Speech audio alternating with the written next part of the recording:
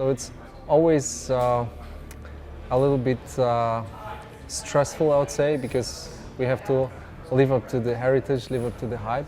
And right now we are closing the story of Geralt. So I think we're trying to really show the depth of the character. Right now we are focusing on his beloved ones. We are introducing very strongly the character of Ciri, the child of prophecy with the elder blood, and really the ultimate weapon. Also the wild hunt, which is very prominent in the books and was more lightly touched upon Witcher 1 and Witcher 2. It's a key part of the story. I think it's definitely exciting because for the first time it's open world. The technology is allowing us to really show it in an extremely realistic manner. Yeah, I'd say exciting. It's probably exciting.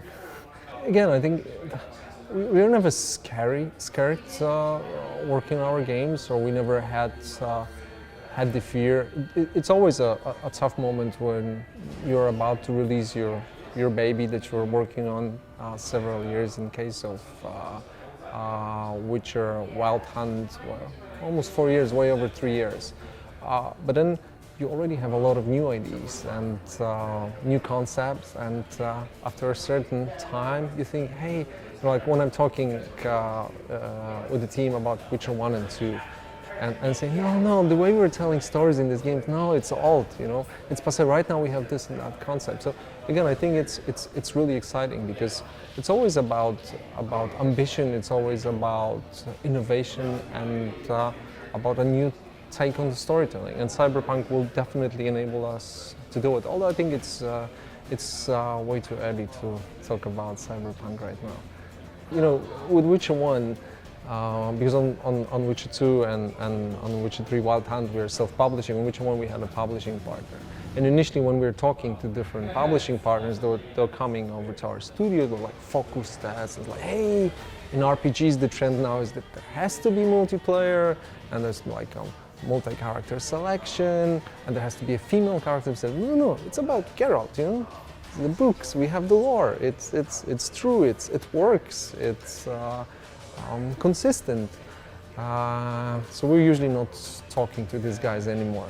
But we always had a strong vision of what we want to achieve, and even having that, it's not easy. And overcomplicating it and adding something on the side just because, I don't know, it looks better as a USP on the box, or maybe it works better in the press or something, in the promotion. It was never our style. It's a truly single-player game, and I think that's what people really appreciate. It's nothing artificially, sticked on the side just to make it look better. It's the story of Geralt, the professional monster hunter, and that's it. Yes, I think if you do things well, just focus on what you do well and not try to do too much. Having said that, we are experimenting. We're doing the Witcher Battle Arena, which is the mobile MOBA, with an adventure game, but these are smaller things. Yes? These small things are not like gigantic scale of The Witcher or Cyberpunk. I think the 20 years in business really taught us a very important lesson: focus.